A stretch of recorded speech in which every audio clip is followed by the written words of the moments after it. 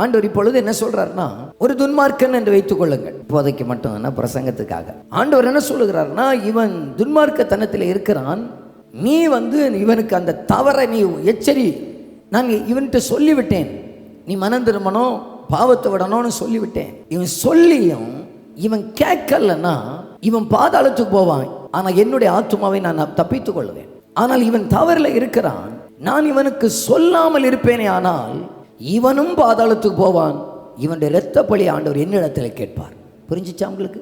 ஆண்டவர் நம்மளை சில நேரத்தில் பாவம் நிறைந்த ஒரு கிளாஸ் ரூமில் வைத்திருக்கலாம், ஒரு கல்லூரியில் வைத்திருக்கலாம், ஒரு குடும்பத்தில் வைத்திருக்கலாம், பாவம் செய்கிற ஒரு நண்பர்கள் மத்தியில் நம்மை வைத்திருக்கலாம்.